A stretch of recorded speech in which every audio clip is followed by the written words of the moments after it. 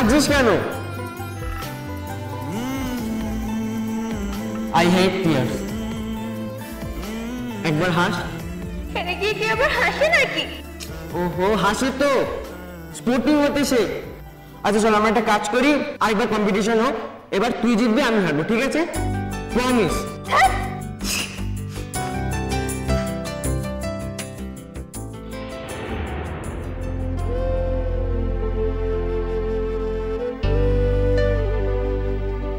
তুই একদম হারতে চাইতিস না দিয়া, আমিও তোকে হারাতে চাইতাম না।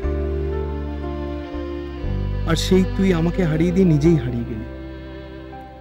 আজ এত তোর কথা কেন মনে পড়ছে আমার জানি না।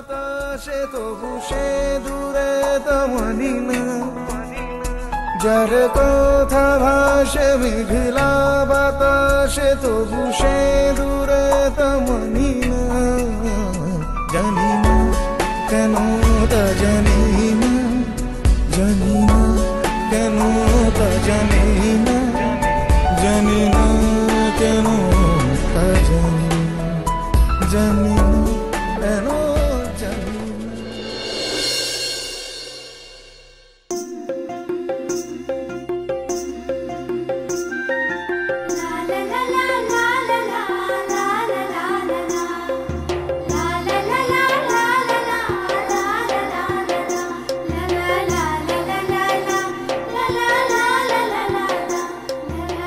এইবার তুলে এই দু হাত দিয়ে এইভাবে পিছনে ফেলো। কেন পারছি না তো।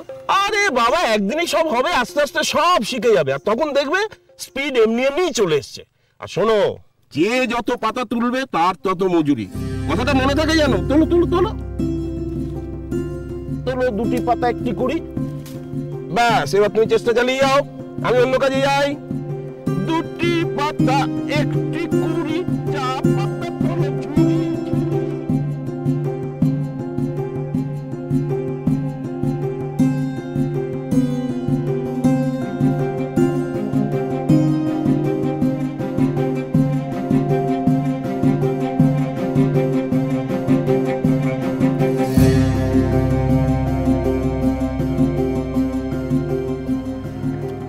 কিচ্ছু পারছি না আমি, কিচ্ছু না।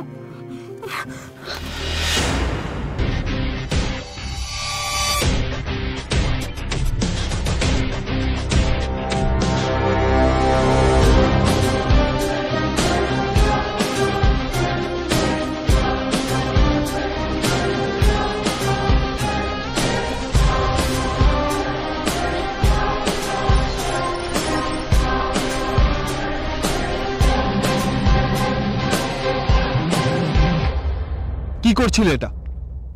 আর পাঁচটা গাছের পাতার মতো চা পাতা নিয়ে যা খুশি তাই করা যায় না। বাস্কেটে রাখো ওগুলো, দেখি। ও মাই গড, পুরোটাই ওয়েস্টেজ। সব আনস্কিল লেবারদের কেন যে কাজে অ্যাপয়েন্ট করে আমি জানি না। দেখো কিভাবে পাতা তুলতে হয়। দুটো পাতা একটা কুড়ি।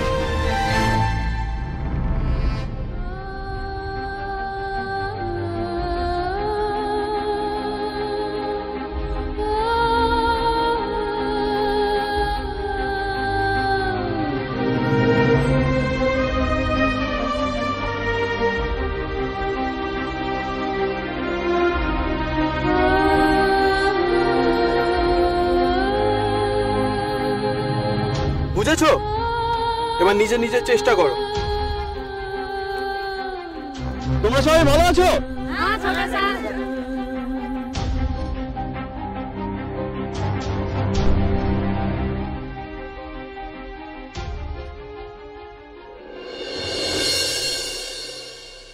আমার কথাটা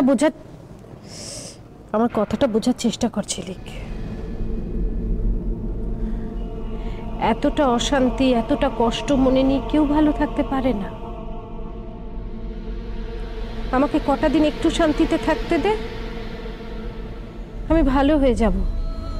কোনো ওষুধ, কোনো টেস্টের আমার কোনো দরকার নেই। এই অবস্থাতে আমি তোমাকে কি করে শান্তিতে থাকতে দিই বলো তো?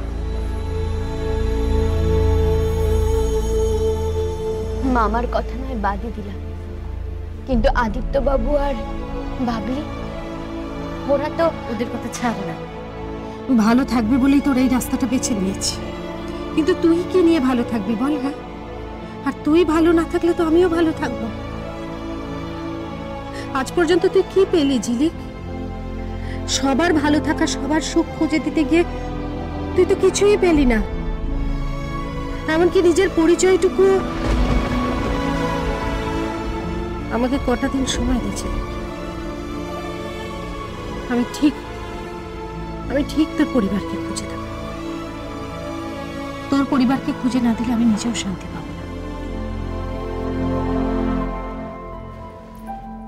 কি রে ঝিলিক, চুপ করে আছিস কেন?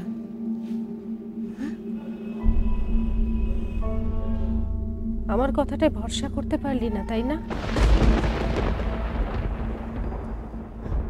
না মা, ঠিক তা নয়। আমি জানি ভরসা না করতে পারার মতো অনেক কাজ আমি করেছি। আমায় বিশ্বাস করে তুই অনেক আঘাত পেয়েছিস, আর সেই জন্যই অখিল আমার বিশ্বাসের সুযোগ নিয়ে আমাকে ঘর ছাড়া করল।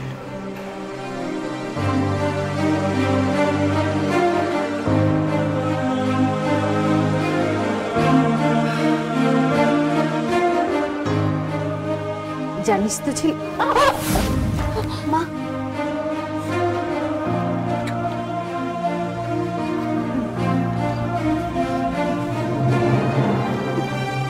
ঠিক আছে, আমি না অখিলের মুখেই প্রথম তোর কথা শুনেছিলাম, জানিস। বড় কিছু হয়েছিল, রক্ত কাদা মাখা অবস্থায় কারা যেন তোকে নার্সিংহোমে ভর্তি করে দিয়ে গিয়েছিল। হ্যাঁ, তারপর আর খোঁজ নিতে আসে। মাথায় তোর খুব খুব বড় আঘাত লেগেছিল, আর হ্যাঁ, তুই বোধহয় জলে ডুবে গিয়েছিলি। হ্যাঁ, জলে ডুবে গিয়েছিলি তুই, কারণ তোর পেট থেকে পাম্প করে জল তোলা হয়েছিল। তুমি ঠিকই বলেছ। তোমার ওই বন্ধ ঘরটা থেকে আমি কিছু জিনিস পেয়েছিলাম, এর মধ্যে আছে। দেখো তো মা, তুমি দেখো তো এগুলো চিনতে পারো কিনা। এখানে না একটা জামা ছিল, আর একটা লকেট ছিল চেনের মধ্যে। এই যে লকেটটার মধ্যে না একটা ফটো ছিল। কয়েক 2-3 জন আছে, কিন্তু একজনকেও চিনতে পারা যাচ্ছে না। দেখো না, মনে হয় জলে ভিজে আবছা হয়ে গেছে। তুমি দেখে বলো না চিনতে পারো কিনা। একটা চেন পাওয়া গিয়েছিল, একটা লকেট। হ্যাঁ হ্যাঁ, এরম করে খুলে ছবি আছে। এই হারটা তোর গলায় ছিল, এরম ভাবে বন্ধ হয়। হ্যাঁ, এই লকেটটা, এটা তোরই। এটা আমার। আর এই জামাগুলো, জামাগুলো একটু দেখে বলো না এগুলো আমার কিনা। এগুলো না ওখান থেকে পেয়েছিলাম। জামাগুলো বন্ধ ঘরটা থেকে পেয়েছিস? ওখান থেকে পেয়েছি এগুলো। এগুলো তোরই জামা। আর ওখান থেকে না একটা অ্যালবাম পেয়েছিলাম, যার মধ্যে অনেকগুলো ফটো আছে। মা, তোমার ফটো আছে, আর একটা মেয়ে আছে তোমার সঙ্গে। আমি না বুঝতে পারছি না এই মেয়েটা আমি কি। একবার দেখে বলো মা, একবার দেখে বলো। কি করে দেখবো ঝিলি? তোমায় ছাড়া